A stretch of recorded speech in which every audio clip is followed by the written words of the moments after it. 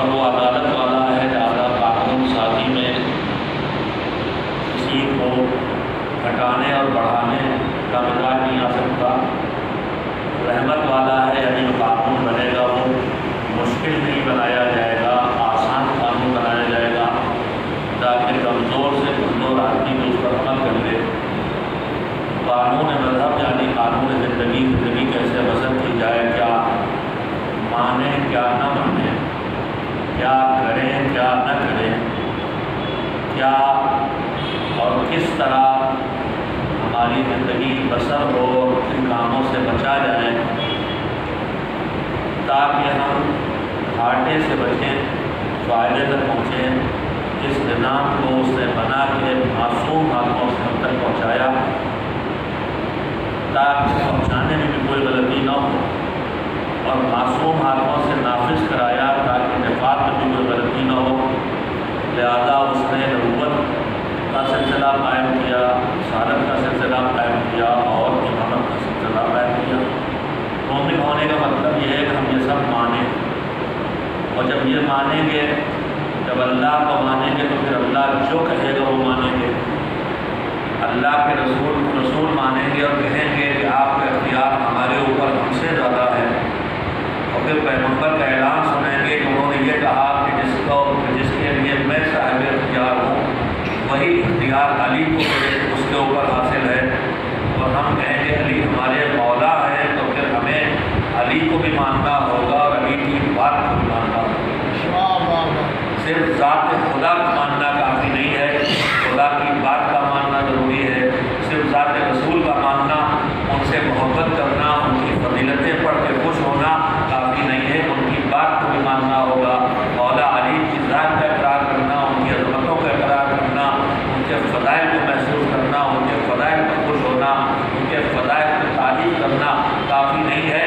اللہ نے انہیں منوایا ہے، اسی لیے کہ اب وہ جو منوائے وہ بھی تم مانو۔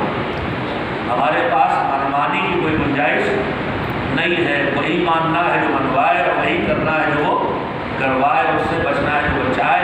اسی کا نام دینداری ہے۔ دینداری صرف مان لینے کا نام نہیں ہے، اسی دینداری کو مذہبی زبان میں تقویٰ کہتے ہیں۔ تقویٰ یعنی دینداری، دینداری اور تقویٰ یعنی ان کاموں سے بچنا جو کام ہمیں نقصان پہنچا سکتے ہیں، جن کاموں سے ہمارے جسم کو، ہماری روح کو، ہماری نسل کو، ہماری سوسائٹی کو، ہمارے ماحول کو، ہماری دنیا کی زندگی کو، ہماری آخرت کی زندگی کو نقصان پہنچنے والا ہے، ان کو اللہ نے حرام کیا ہے، ان سے بچنا تقویٰ ہے۔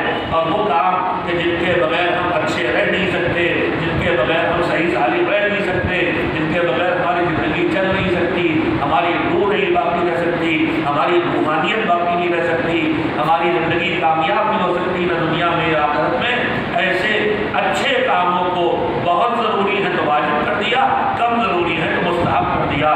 تو اس کا بنایا ہوا نظام زندگی ہے جو ہماری کامیابی کے لیے بنایا گیا ہے۔ اسی نظام کی پابندی کا نام تقویٰ ہے۔ تقویٰ زندگی کے چھوڑ دینے کا نام نہیں ہے، تقویٰ کاروبار چھوڑ کے گوشہ نشین ہو کے بیٹھ جانے کا نام نہیں ہے، تقویٰ بیوی بچوں کو لاوارے چھوڑ کے اللہ اللہ کرنے کا نام نہیں ہے۔ تقویٰ نام ہے، تقویٰ نام ہے۔ روزی ہماری ضرورت ہے تو روزی کمانے نکلے، مگر حلال کی روزی کما کے لائے، یہ ہے تقویٰ۔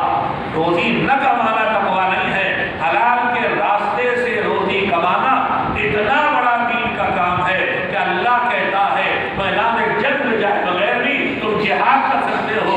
مردوں کا جہاد ہے، اللہ کی راہ میں جہاد مردوں کا کیا ہے؟ اپنے گھر والوں اور اپنے لیے حلال روزی کمانے کے لیے جستجو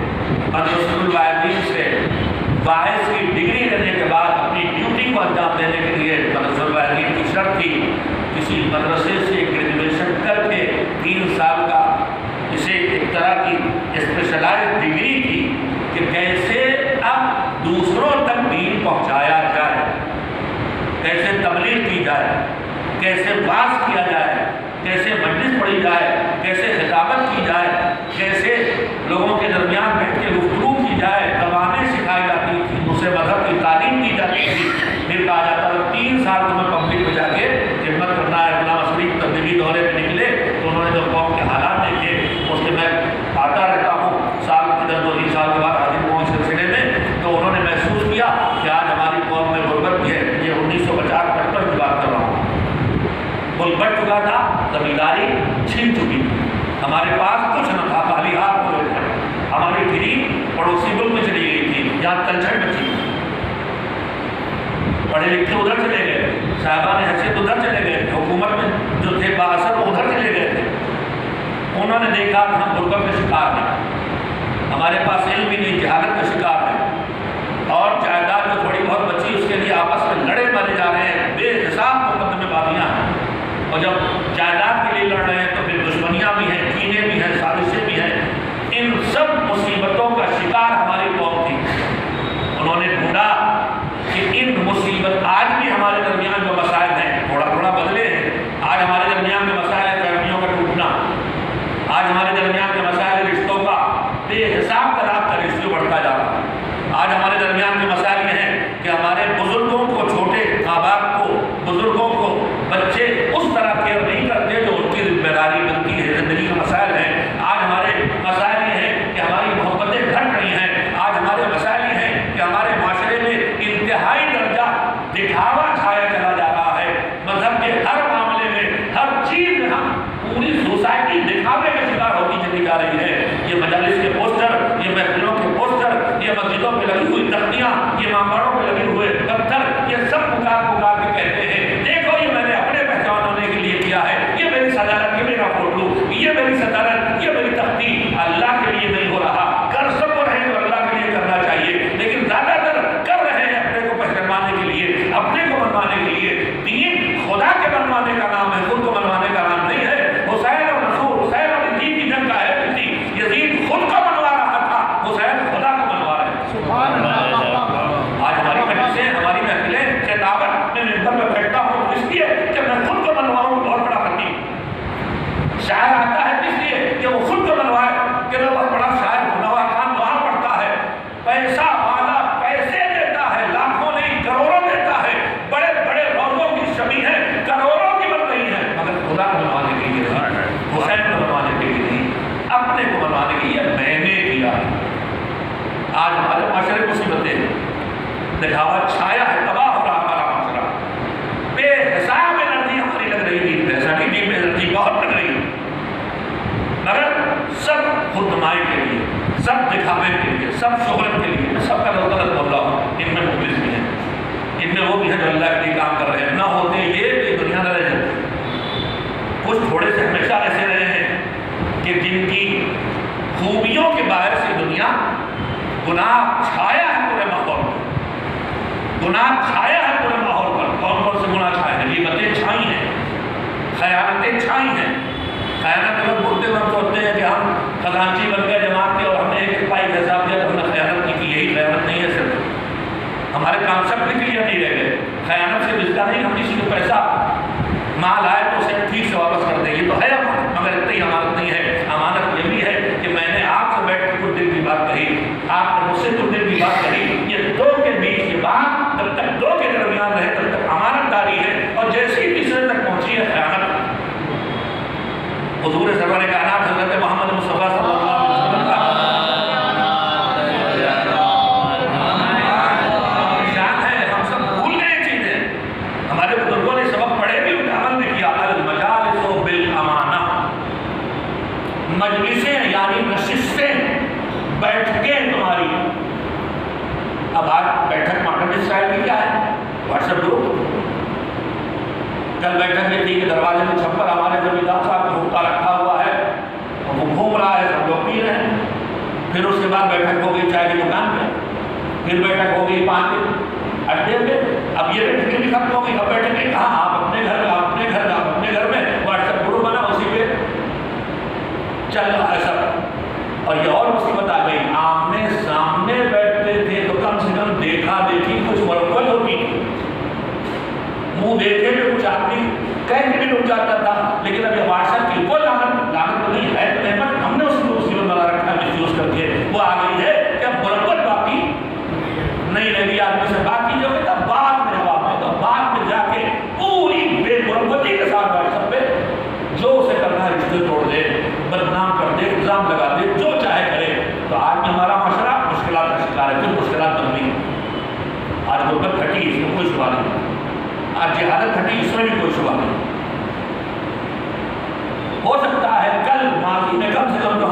زمیندار ماحول کی بات کر رہے ہیں. ادھر کے گجرات میں زیادہ ماحول زمینداری کا میرے خیال سے کم تھا, تجارت کے شروع سے تھا, لیکن یہاں بھی نشاندار کرام جہاں آباد ہیں وہاں زمینداری ہی کا ماحول کٹوری نال جیسے دیکھے. تو یہ زمینداری کا ماحول جہاں زمینداری تھی وہاں جب زمینداری چھینی تو تھوڑی زمینیں بچی تو وہ مقدمے وادیاں. اور کیا آپ تاجر, ہمارے آج بھی مصیبت ہے, آج مصیبت تھوڑی سی بدل گئی. آج ساری مصیبت تب ہوتی ہے جب کوئی یہاں سے دنیا چلا جاتا ہے تو اس کی میراث بڑھنے میں مصیبت کھڑی ہوتی ہے. بیٹے چاہتے ہیں سب ہم رکھ لیں, بیٹیوں کو نہ ملے. بیٹیاں چاہتی ہیں کہ ہمیں چاہے جتنا اللہ نے دے دیا ہو مگر میرا غریب بھائی, میں تو اپنا حصہ لے کر رہوں گا چاہے میرا غریب بھائی بھوکا مر جائے. ہر ایک ہم میں سے اپنا حق لینے کے چکر میں ہے, جبکہ اللہ نے توجہ دینے کے جملے پہ اللہ نے جو نظام زندگی بنایا ہے جہاں حق رکھا ہے, جس کا حق رکھا ہے اس کا فرض بھی رکھا ہے. ماں باپ کا اولاد پر بے حساب اگر حق رکھا ہے تو ماں باپ پر اولاد کے لیے ڈیوٹیاں بھی اٹھی رکھی ہیں, فریضہ بھی رکھا ہے کہ اولاد کو پالو تو ایسے پالو کہ اچھا انسان بنا کے وجود میں لاؤ. جب تم یہ حق ان کا ادا کرو گے تو تمہارا حق ادا کریں گے. تو حق اور فرض اسلام میں جڑے ہوئے ہیں. فرض ہم سب بھول گئے ہیں, حق ہم سب کو یاد ہے. ہمارا حق یہ ہے, آپ کا حق ملے گا مگر آپ اپنا فرض جو دوسرے کا حق ہے, میرا فرض دوسرے کا حق, دوسرے کا فرض مجھ پر حق, میرا حق. میرا فرض بچے کو پڑھاؤں, میرے بچے کا حق میں اسے پڑھاؤں. بچے کا اولاد کا پر ماں باپ کا حق تو مجھے خوش رکھے, مجھے تکلیف نہ پہنچنے دے, یہ میرا حق ہے, اس کا فرض ہے. تو حق و فرض کا ٹکراؤ نہیں ہے, اللہ نے نظام بنایا ہے. لیکن آج ہمارے معاشرے کی مشکل یہ ہم میں سے ہر ایک اپنا حق لینے کے لیے کھڑا ہے. دوسرے کا حق ہمارے اوپر کیا ہے اگر ہماری توجہ نہیں ہے تو مسائل آج بھی ہیں, مسائل کل بھی. میں کہنا چاہتا ہوں کہ غلام عسکری جیسی شخصیتیں جو کل 58 سالوں کی زندگی ملی, اس 58 سال دور میں 21 سال کی ایج سے 58 سال کی ایج تک کتنے سال ہو گئے, 27 سال ہو گئے, نہیں 37 سال ہو گئے. تو کیا میتھمیٹکس آپ لوگوں نے سب, آپ تو اس دور کے ویلی ہو جب بلیک بورڈ بھی نہیں ہوا کرتا تھا, کھڑیاں مٹی بھی نہیں ہوتی تھی, پوتی کر کے لکڑی کی تختی پہ لکھا جاتا تھا کھڑیا. 58 میں سے 21 نکال لیں, 8 میں سے 7 رہا, 5 میں سے 2 گئے, 3 رہے. 37 سال انہوں نے ہندوستان میں گاؤں گاؤں, پہاڑ پہاڑ, جنگل جنگل گھوم کے عام لوگوں تک جہاں اشیاء ملا وہاں پہنچایا. وہ سب کی مشکلات دیکھی, مشکلات لوگوں پر, مشکلات میں جہالت, مشکلات کو تک دین پہنچانے والا کوئی ہے نہیں, دور دور تک مولوی نہیں, دور دور تک وہ نہیں جو نماز جنازہ پڑھا, دور دور تک وہ نہیں جو نکاح کے 2 لفظ صحیح پڑھ دے. غربت, آپس کے جھگڑے, مقدمے بازیاں سب انہوں نے دیکھی. انہوں نے ہر مسئلے کا جڑ کی جڑ ڈھونڈی دی. کیسے آپ بھی محسوس کر لیں گے. یہ بتائیے کہ اگر علم آ جائے تو کیا سب ٹھیک ہو جائے؟ کیا علم ہر آج بہت آواز دی جا رہی, بے شک علم کی عظمت سے کوئی انکار ہی نہیں. اسلام جو مسلم ہے وہ علم کی عظمت سے اقرار کا انکار کہاں سے کرے گا؟ جب پیغمبر کی ڈیوٹیز میں علم سکھانا ہے, تعلیم ہے, اور جب پیغمبر کی پیغمبری شروع ہوتی ہے, جب پڑھو سے شروع ہوتی ہے, تو اسلام غالب نہیں ہو سکتا.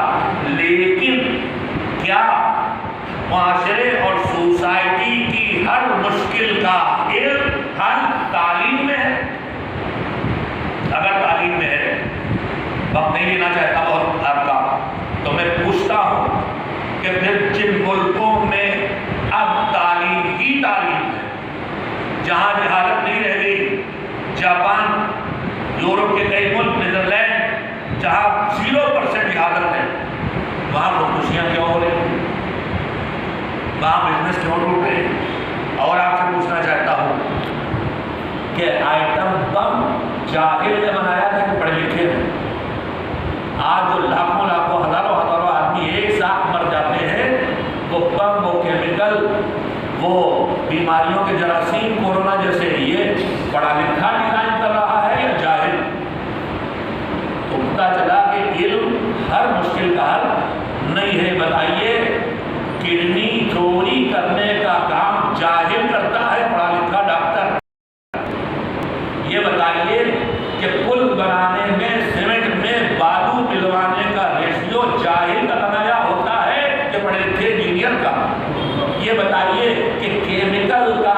बनाया केमिकल से बनाया हुआ डिटर्जेंट और सफेदे और न जाने का से मिलाया हुआ दूध जो हमारा मुल्क सालाना 30 करोड़ या 30 लाख टन खर्च कर रहा। मैंने कहीं पढ़ा था कि हमारे मुल्क की पैदावार मसलन दूध की है 50 करोड़ टन मसलन, और हमारे मुल्क में खर्चा है 70 करोड़ टन दूध का। तो कहाँ से आता है? कहीं नहीं बनता है, मगर बगैर गाय भैंस से बनता है, केमिकल से बनता है। ये जो केमिकल का फार्मूला, मैंने यही नहीं खबर पड़ी थी इसी पूना या गुजरात के किसी शहर का, बाकायदा पैकेट में दूध, ये सारी माल दूध बिक रहा है। और जब पकड़ा गया तो उसके पीछे साइंटिस्ट साहब थे जिन्होंने ऐसा नकली दूध बनाया था कि बड़े बड़े दूध से नहीं पकड़ पाए थे। तो ये नकली दूध कौन बना रहा? शाही बना रहा है, पढ़ा लिखा। तो इल्म मसले का इल्म हल नहीं है, गुर्बत मुसीबत है। पैसा हो तो इलाज हो जाएगा, पैसा हो तो पढ़ लेंगे, पैसा हो तो सब हो जाएगा। तो भी देख लिया जितने फितने इस वक्त हैं, ये हमारे जमनी मुल्क वाले तहजीब वाले मुल्क में जहाँ हिंदू मुसलमान सिख ईसाई जैन बौद्ध 50 मजहब एक साथ जीते थे, मोहब्बत से जीते थे। आज इनके बीच में जो नफरतें फैलाई जा रही, ये जो असलहे बांटे जाते हैं, ये जो नारे लगाने वाले खड़े किए जाते हैं, ये गरीब लोग इसका पीछे से सपोर्ट करते हैं। पैसे वाले पैसे दे के गरीबों को खड़ा करते हैं लड़ने और मारने के लिए। तो पैसा अगर होता तो दूर करते हैं मसला हल हो जाता। तो पैसे वाले मुल्क बहुत है दुनिया में, जहाँ हर पर कैपिटा इनकम हमारे 50 गुना, अगर क्या वहाँ शराबियाँ खत्म होगी? क्या वहाँ चोरी नहीं है? क्या वहाँ बदकारी नहीं है? क्या वहाँ नशेबाजी नहीं है, जुआ नहीं है, कत्ल नहीं है? तो पैसा हल नहीं है। मैं बहुत वक्त दे दिया, मैंने कहना यह चाहता हूँ, लोग बैठ के हल ढूंढते हैं, तालीम लाओ मसाइल हो जाएंगे, गुर्बत दूर करो मसाइल हो जाएंगे, बीमारी हटाओ, तंदुरुस्त आदमी तैयार करो, जिसम सेहतमंद होगा तो फिर सेहतमंद बेशक कोई शुबा नहीं।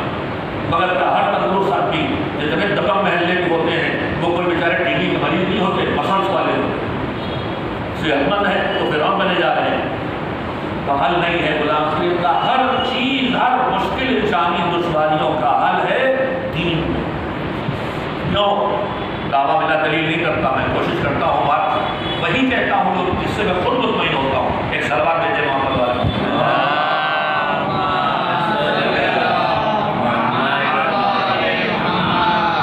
एक और इससे बेहतर सलवार भेजे मोहम्मद।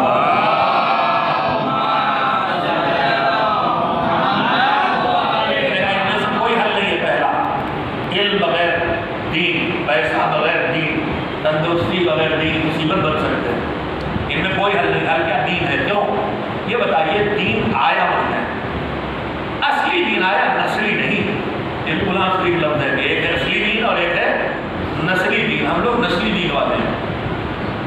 अब ऐसा तो बहस में नहीं जाऊँगा, वरना हज़ारों नमूने पेश कर दूँ आपके सामने कि ये नस्ली दीन है, असली दीन नहीं है।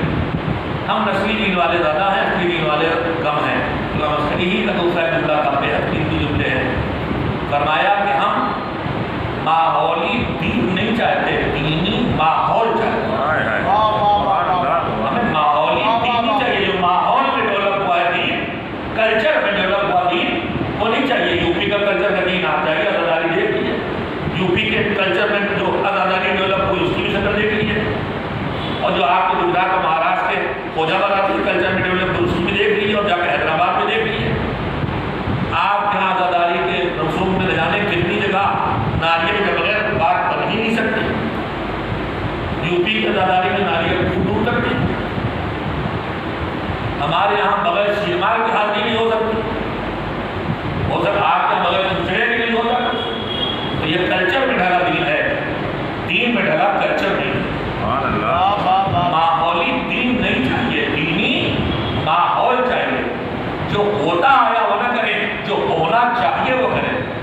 माहौली दीन होगा तो पूरी बात एक हफ्ते की नमाज नहीं पड़ेगा, जुमे में आगे खड़ा हो जाएगा। माहौली दीन होगा, साल भर रोजा नहीं रखेगा, ईद में आगे दिखाई देगा। यही है माहौली दीन वाला। माहौली दीन होगा, रोजा एक नहीं रखेंगे, इफ्तारी रोज भेजेगा। एक इससे भी ऊंचा मुसलमान पाया जाता है, गुलाम अस्करी सुनाया करते थे। आगे साहब रोजा एक नहीं रखते थे,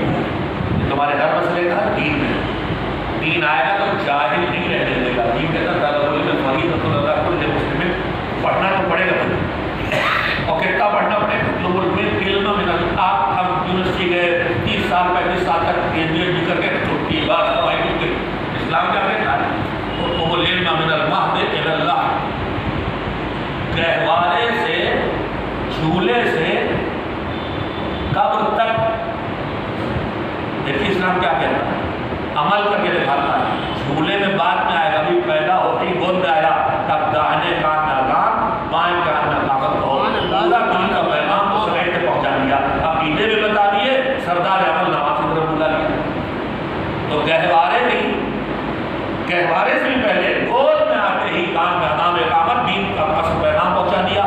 مر گئے قبر میں لیٹے ہیں افہم سمجھ پڑھائی پھر چالو. مر گئے ہیں مگر پڑھائی چالو. تو اسلام کی یہ کہہ رہا ہے کہ علم تعلیم چھوڑ نہیں سکتی. اسلام آئے گا تو علم لائے گا. اسلام آئے گا تو غربت لائے گا. نہیں، اسلام غربت نہیں لائے گا. اسلام میں قرضہ لینے میں ثواب ہے یا قرضہ دینے میں ثواب ہے؟ سر سادہ سے سوال جواب دے سکتے آپ نے. قرضہ لینے میں بہت ثواب ہے یا قرض دینے میں بہت ثواب ہے؟ قرض دینے میں ثواب ہے. اور روایات یہ کہتی ہے کہ صدقہ دینے کا ثواب جتنا ہے قرض دینے کا ثواب اس سے بہت زیادہ ہے.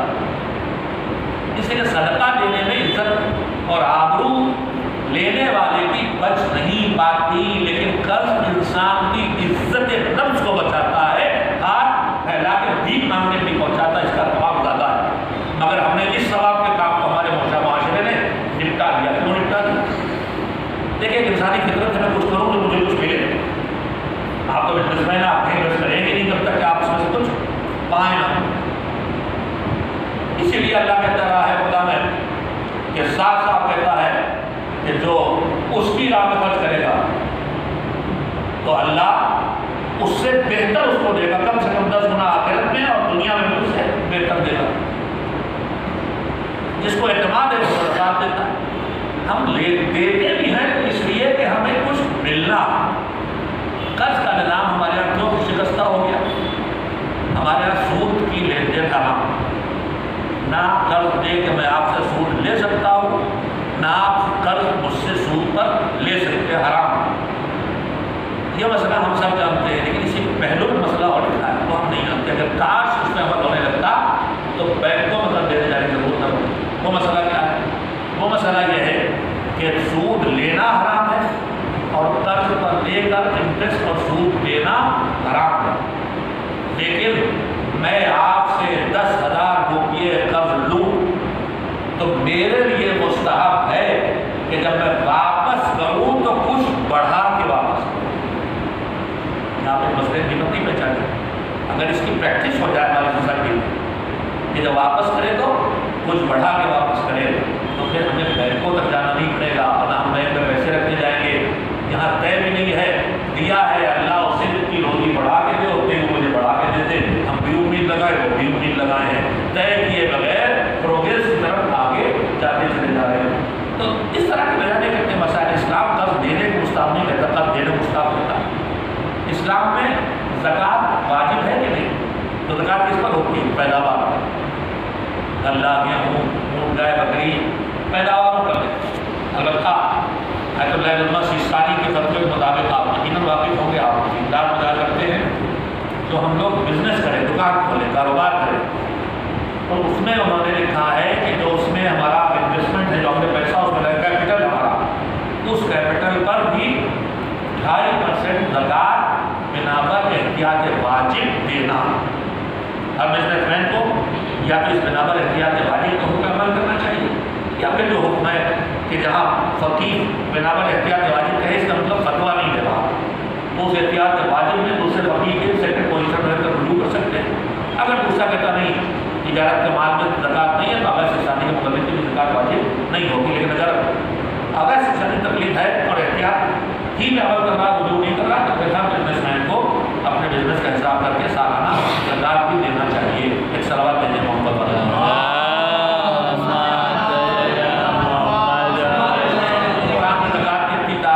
تاکید ہے اور آپ لوگ خود سے بڑا دور دیتے ہیں اور پیچھے بدگمانیاں کہ خود کھانے کے چکر میں اتنا سکھاتا ہے مولوی.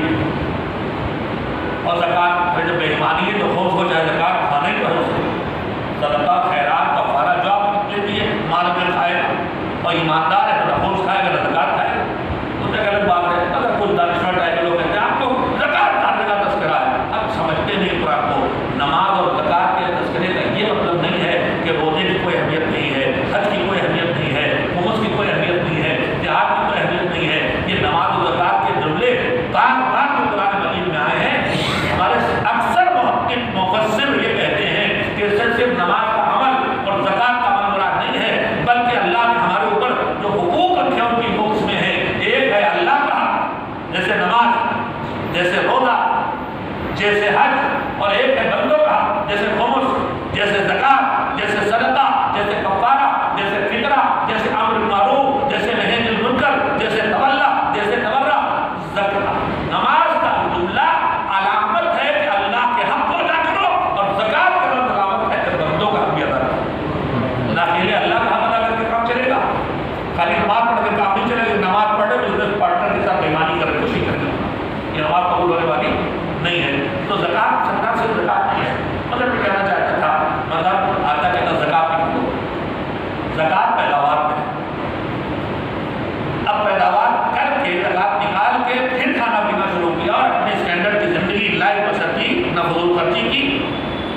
نے پیسہ ضائع کیا، اب جو بچ گیا تو اس پہ خمس ہے۔ البتہ خمس کا بھی اصلی قانون یہ بھی ہے کہ خمس ہے انکم پر، اس میں چھوٹ یہ ہے کہ جو انکم ہے اسے خمس نہ نکالو، اپنا خرچہ ہٹا کے جو بچ جائے اس نکالو، جو ان کی طرف سے چھوٹ دی گئی، ورنہ اصلی قانون انکم کا خمس نکالے گا۔ تو یہ بتائیے کہ خمس نکالے کہ اللہ کہتا ہے تو یہ غربت کا کام ہے کہ پیسے کا کام ہے؟ کمائے کماؤ پیداوار کرو تو زکات، بچا لے جاؤ تو خمس، یہ غریب کا کام نہیں ہے، یہ غریب کا کام نہیں ہے۔ تو دین آئے گا تو غربت ہٹائے گا، حج کہنا حج کرنے جاؤ، حج کا خرچہ اٹھاؤ، جاؤ تو زندگی خرچہ دے سکو، واپس آؤ تو روزگار زندگی چلتی رہے، تو یہ غریب کا کام ہے، غریب کا کام نہیں ہے۔ تو میں یہ کہہ رہا تھا دین زندگی کے ہر مشکل کا حل ہے، دین آئے گا تو جہاد ہٹائے گا، دین آئے گا تو غربت ہٹائے گا۔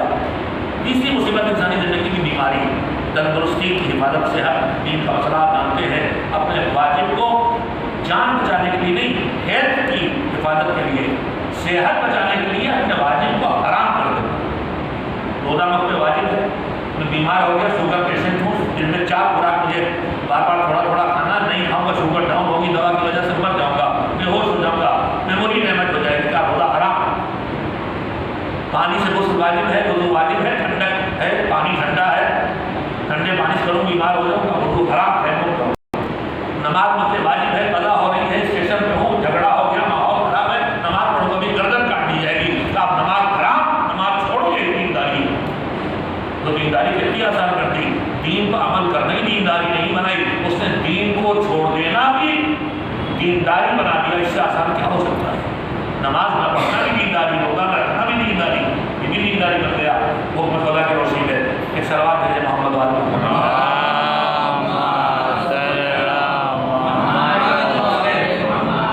غلام عسکری اللہ مقامہ نے طے کیا کہ ہر مشکل کا حل دین میں ہے، اور یہ طے خود نہیں کیا۔ اب جب دین میں ہے تو اس دین کا پیغام پہنچانا ہی اس مہم ہے، اور یہ سیرت پیغمبر حضرت محمد مصطفیٰ صلی اللہ علیہ وسلم سے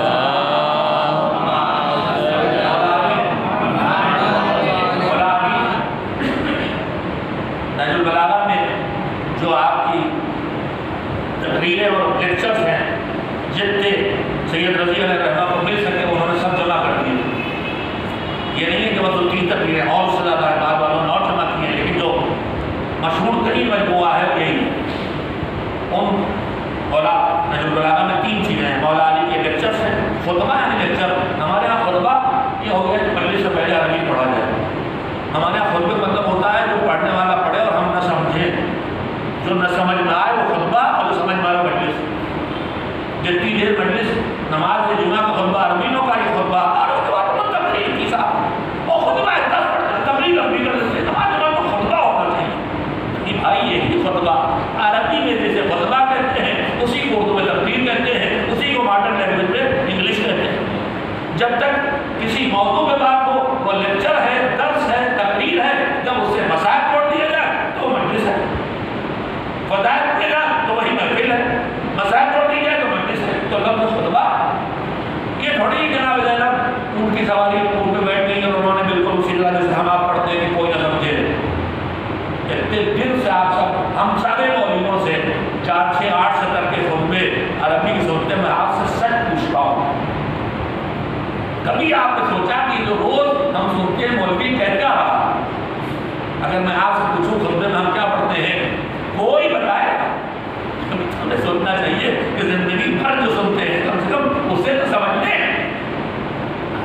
ہم بھی پڑھ رہے ہیں دیواروں پہ اور آپ بھی سن رہے ہیں دیوار کے کانوں سے۔ تو خطبہ لیکچر کا نام، تقریر کا نام، درس کا نام۔ جب ایک آدمی سے گفتگو ہو تو وہ خطبہ نہیں ہے، جب چند سننے والے بیٹھے ہو ایک بولنے والا تو وہ خطبہ۔ دوسری چیز جو مولانا نے خطوط لکھے، تیسری جو ایک چھوٹے چھوٹے جملوں میں بڑی بڑی باتیں کہی ہیں، بہت بڑی بڑی باتیں سمیٹ کے کہیں، جو کام شاعر کا ہے، جو ہنر شاعری کا ہے، ایک شعر میں 1 گھنٹے کی تقریر بلکہ جلدیں سمیٹ دیتا ہے۔ اور یہ مولانا کا کمال تھا کہ شاعری نہیں کی، نثر میں وہ جملے کہے کہ جو شاعر کے شعر سے بھی زیادہ طاقتور ہے بات سمیٹ کے کہنے میں۔ تو 3 حصے نہج البلاغہ کے ہیں، اس میں مولانا نے توحید سے لے کے قیامت تک عقائد، اخلاق، اعمال، سیرت، تاریخ سب کچھ بیان کیا ہے۔ جیسے ایک اچھا وکیل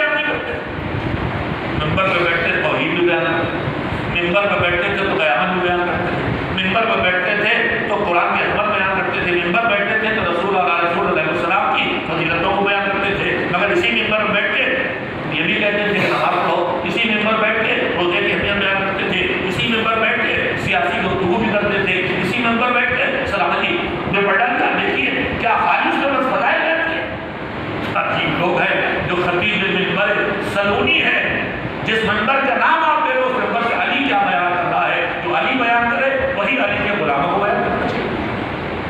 اور جی چاہے ہم کیا کر لیں، منبر تو بس فضائل کے لیے، اچھا اگر منبر فضائل کے لیے ہے، ایک اور دلیل لگی کہ منبر غدیر کا ہے، مسائل بیان کرنا ہے تو مسجد کی منبر سے بیان کیجیے۔ مجلس میں منبر رکھا غدیر کا ہے، دو بنا دیے، ایک غدیر کا منبر، ایک مسجد کا منبر، چلیے مان کے ٹھیک ہے، دو منبر۔ اگر یہ کہنا کہ غدیر کا منبر فضائل کے لیے، مسجد کا منبر مسائل کے لیے، معاف کیجیے گا یہ آپ کی بے خبری کی وجہ سے۔ یہ بتائیے کہ کیا خطبہ توڑ کے بچے کو گود سے اٹھا سبحان اللہ اور میں لے کے آغا حسین فارفو یہ غدیر میں ہوا؟ سبحان اللہ اس کا غدیر نہیں ہوا، مسجد کے ممبر سے ہوا۔ 99% سارے فضائل کو مسجد کے ممبر سے بیان کریں۔ تو آپ تو کہتے ہیں غدیر کے ممبر فضائل کی، تو مسجد کے ممبر مسائل کی، کیا منظر کے مسجد کے ممبر سے مولا علی نے خالی نماز روزہ بیان کیا؟ تو وہاں سے مولا علی فضائل، حضرت زہرا کے، اہل بیت کے سارے فضائل وہیں بیان یا محراب سے بیان کیا، کبھی زبان سے کبھی عمل سے۔ سجدے میں چلے گئے، کچھ دن حواسہ آ گیا، جب تک نہ ہٹے گا نہ اٹھے گا۔ تو کہاں سے فضیلت بیان ہو گئی؟ مصلی سے بیان ہو گئی، ممبر سے نہیں ہو رہی۔ یہ بلا وجہ کی اپنی طرف سے کر دیا۔ اچھا آپ کہتے ہیں غدیر کا منبر صرف فضائل کے لیے ہے، تو آئیے غدیر کے خطبے کو ذرا پڑھ لیجیے، تھوڑی دیر خطبہ غدیر پڑھ ڈالیے، دیکھیے اس میں کچھ اور آیا ہے کہ نہیں آیا ہے۔ اگر اس میں کوئی نماز روزے کی باتیں آئیں کہ آیا میں نے پورا دین تک کو پہنچا دیا ہے، تو پھر غدیر کے منبر سے فضائل بھی بیان ہوں گے، مسائل بھی بیان ہوتے ہیں، اور مصلی مسجد کے منبر سے مسائل بھی بیان ہوں گے۔ فضائل کی دو قسمیں رکھیے، ایک سلوات کے لیے محمد والی۔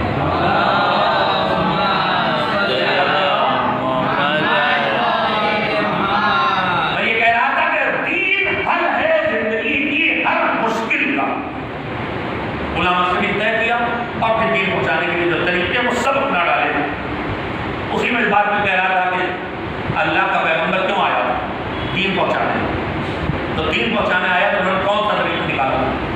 کیا مکے میں اپنے گھر میں بیٹھ کے اعلان کرواتے تھے کہ آؤ یہاں سے مسائل پوچھو، آ جاؤ یہاں ہم تقریر کریں گے، مجلس سے آ جائیں، محفل ہے جو ہماری زبان ہے، آؤ ہم توحید سکھائیں گے، آؤ ہم قیامت سکھائیں گے، آؤ نماز سکھائیں گے۔ نہیں، گھر چھوڑ کے نکل جاتے تھے، گلی گلی، محلے محلے، دروازے دروازے، مکے میں جانا، روز جانا، روز آنا۔ تو پایا آپ روز سنتے واپس آتے دھول بیٹھے ہوئے، زخمی پتھر کھائے ہوئے، وہ میں ہوں۔ تو اپنے گھر بلا کے دین نہیں پہنچاتے تھے، جہاں دین پہنچانا تھا وہاں کے جاتے تھے پہنچانا۔ مکے کے بعد طائف بھی گئے، جس کے حالات نے عزت دی، اسی شہر میں محدود نہیں رہے، خود طائف گئے، مولا علی کو یمن بھیجا، اور مسلمانوں کو مختلف علاقوں میں بھیجتے رہے پیغام دین دے دین پہنچانے گئے۔ تو سیرت پیغمبر کیا تھی؟ بیٹھ کے دین سیکھنے کے لیے بلانا نہیں، جہاں ضرورت محسوس ہو کہ دین نہیں ہے وہاں جا کے دین پہنچانا۔ بہت اہم بات کرنا چاہتا ہوں، ہمارے ہندوستان میں تشیع اتنا ہی پرانا ہے جتنا پرانا دین ہے۔ میں نے ابھی اردو مجلس میں یہ بات کہی تھی کہ میں نے یوٹیوب پہ دیکھا ہے تو نگر کے پاس ایک پتھر کی مسجد دکھائی جا رہی ہے جو خانہ کعبہ کی طرف نہیں بنا ہے۔ مجھے نہیں پتا آپ لوگ اس کو گیا کہ نہیں گیا، اس کا رخ بیت المقدس کی طرف ہے، یعنی خانہ کعبہ کی طرف رخ تو مدینے میں ہوا ہے نا، سن 2 ہجری میں جانے کے لیے تحویل قبلہ سن 2 ہجری میں نماز کے دوران، اسی لیے مدینہ مسجد اس کا نام مسجد جو کر دیتے ہیں، ایک قبلہ وہ جو بیت المقدس سے کرتا ہے، ایک الٹا خانہ کعبہ کی طرف۔ تو یہاں اگر وہ مسجد واقعی بنی ہے تو اس کا مطلب یہ ہے کہ اصل پیغمبر میں ہی اسلام یہاں آ گیا، اور اسلام کے ساتھ تشیع آیا، پھر نہ آیا ہو، کیونکہ اسلام تشیع یہاں بہت پرانا ہے، 1200 سال پرانا تشیع یہاں ہے، لیکن پورے تاریخ تشیع ہے ہند میں جو ملتا ہے، طے ملتا ہے کہ جو بڑے بڑے ہمارے علماء پیدا ہوئے وہ اپنے گھروں میں رہتے تھے، اپنے گھر میں بیٹھ کے تقریر کرتے تھے، اور لوگ ان کے بعد تبدیل یہ سیکھنے آتے تھے، پھر انہوں نے مدرسے کھولے۔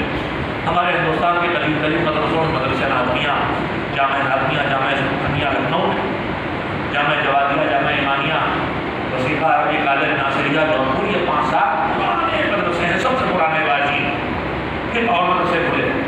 تو ان صدیوں میں جتنے علماء گزرے وہ اپنی بیٹھتے تھے، دین سیکھنے والا ان کے پاس آتا، مگر یہ سیرت پیغمبرانہ نہیں پیغمبرانہ سیرت کے لیے مولانا نجیب الرحمن کیا کہتا ہے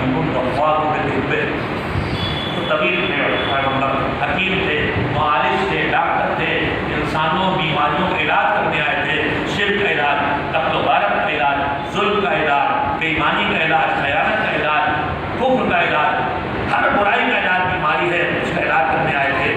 تو دکان اپنا کلینک کھول کے بیٹھتے نہیں تھے، تو افواہوں میں طبے۔ میں ذرا سا بتا کے مثال دیتا ہوں، ہم آپ زندگی کی ساری ضرورتیں ہیں ان میں سے زیادہ ضرورتوں کو ہم بغیر کوشش کے پاتے ہیں۔